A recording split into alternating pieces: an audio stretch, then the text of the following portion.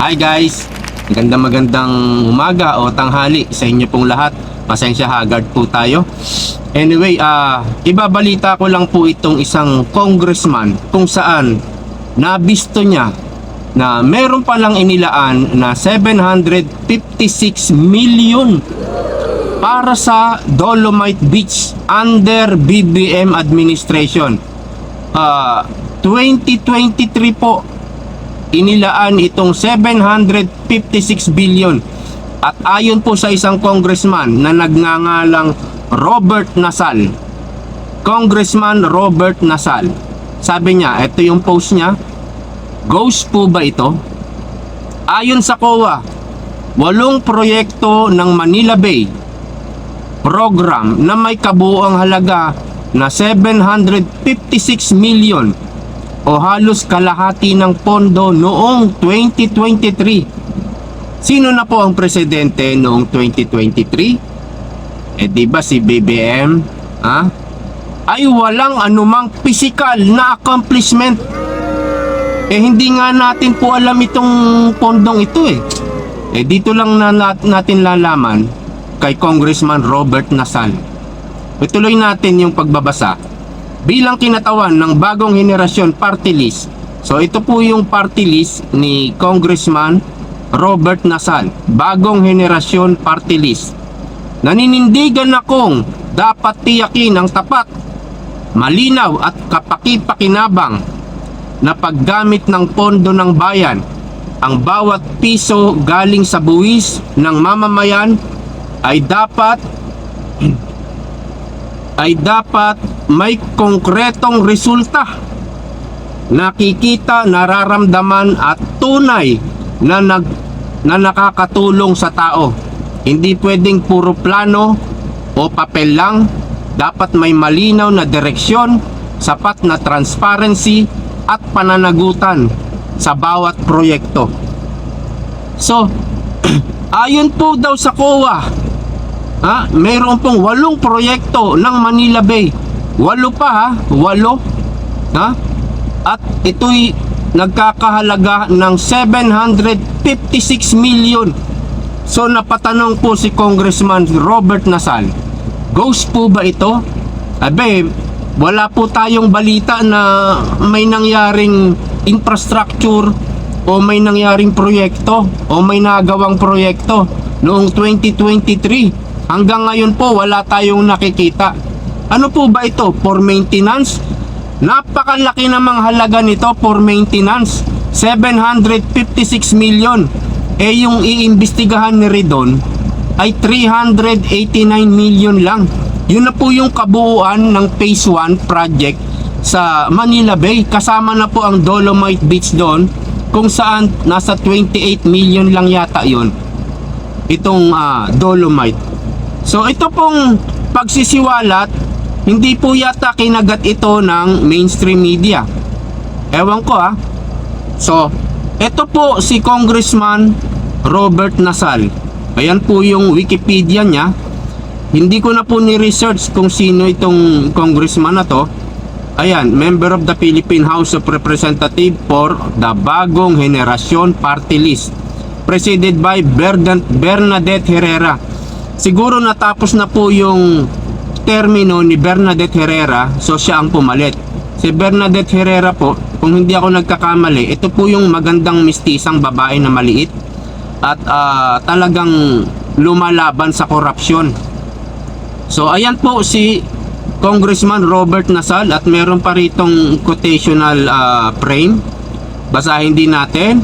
In the COA audit memorandum, it was noted that 8 planned PAPs with a total allotment of 756 million or 48.67% of the 2023 appropriation for the Manila Bay program had no physical accomplishment.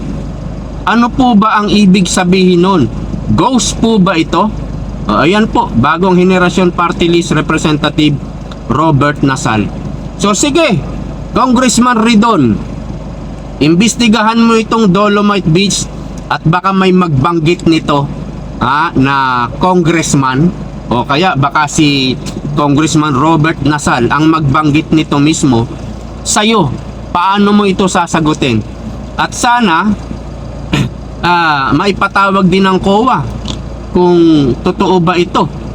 Kasi mukha namang gagawa ba ng istorya, ng kwento itong isang congressman na to kung hindi ito totoo. At siya po ay congressman, so nandun po siya sa loob ng House of Representatives. At pwede po tayong maniwala na meron pa lang na-release, meron pa lang allotment na 756 million for Dolomite, at ito'y 8 proyekto pa, 8 proyekto na hindi natin nakita, at wala naman talagang pagbabago dahil mukhang ayaw suportahan ng administrasyong Marcos itong legacy ng Duterte, dahil napakaganda po ng legacy ng Duterte, kaya ayaw siguro nila. So itong BBM administrasyon, ang dami pong mga first time po ito yung mga ginagawa ng BBM administration, yung pagkuha ng 60 billion sa PhilHealth, first time po yan. Siya lang po ang gumawa niyan Kinuhaan niya yung PhilHealth ng 60 billion, 89 billion nga sana yan hindi lang natuloy yung 29 billion na dapat kukunin din nila dahil nagkaroon ng TRO, pero may naririnig tayo na parang kinuha rin. Ang lupit, di ba? So, sabi ibabalik daw, pero wala po tayong nakikita na ibinilik na ba yan? Na ibalik na ba? Paano ibinalik? Walang transparency, walang accountability. First time din po tayong nagbenta ng 25 tons of gold. Meron pang balita na 30 tons of gold. Napakadaming po nun, ilang truck po yung ginto na yon. At alam nyo kung magkano na ang ginto? Noong a few years ago, bumili ako ng ginto, ito po, nasa 2,800 lang o 2,900 per gram ang bili ko dito. At noong nagbenta yata si Bongbong Marcos o administrasyon ni Bongbong Marcos ng 25 tons of gold, nasa 3,000 to 3,100 per gram. Ngayon po magugulat kayo kung magkano na po ang presyo ngayon. Pumalo na po ng 6,000 per gram ang ginto o ang presyo ng ginto. Luging-lugi po ang Pilipinas sa ginawa ni Bongbong Marcos. Luging-lugi po. Ganon din po, walang transparency, walang accountability. Saan napunta yung pinagbentahan? Ang dami pa, Maharlika Fund, pinagkukuha yung pondo ng SSS, GSIS na nung una tinutulan yan. Hindi ba tinutulan? At parang nagkasundo yata na sige, wag na lang kuhaan ng budget o ng pondo ang SSS at GSIS. Pero nung nalaman natin, nung naipasa na yung Maharlika Fund, nalaman natin kinuhaan din pala itong SSS at GSIS. Tapos pinapalabas, may balita tayo na nalugi daw ng 1 billion. Sasabihin lang na gano'n, nalugi. Napaka-obvious po na niloloko lang tayo, ginagago lang tayo ng administrasyong ito. Madali lang po sabihin yun na nalugi. Mahirap po yung mapatunayan. Wala rin pong transparency dyan sa Maharlika Fund. Hindi natin alam kung nasaan na yung pera dyan. Walang accountability. Marami pong mga pagtatakip, panloloko ang ginagawa sa atin ng administrasyong ito. At marami ring first time na sa kauna-unahan or sa history ng Philippine government, itong 2025 budget, tinagurian na pong pinakakurap na budget in the history. Kaya marami pong first time. Ngayon lang din po tayo nakakita ng napakatalamak, napakamalawak na korupsyon. at umabot na po ito sa daang-daang bilyon hanggang trilyong piso. Dito lang po sa Marcos administration nangyari, at marami pa pong ibang korupsyon. At ang ginagawa pa sa atin, ibibintang lang sa iba. Sa Duterte administration, ang ginagawa pa sa atin, niloloko pa tayo, ginagago pa tayo. Ninakawan na tayo nang hindi mo na halos mabilang sa dami. Ang matindi nun, gagaguhin ka pa ng administrasyong ito. So yan pong budget na allotment for Manila Bay na 756 million. Ito po'y nanggaling sa congressman, pinakita ko naman sa inyo.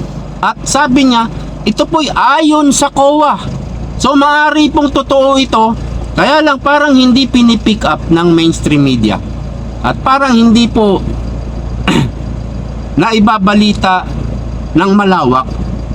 Ano po? Dahil yung kanyang post ay October 13 pa. So, tignan natin kung matutuloy itong hearing ni Ridon. At tignan natin kung paano niya sasagutin ito pag inopen itong 756 million na ito. So, abangan po natin ang susunod na kabanata. Maraming salamat. See you po next time. Bye-bye.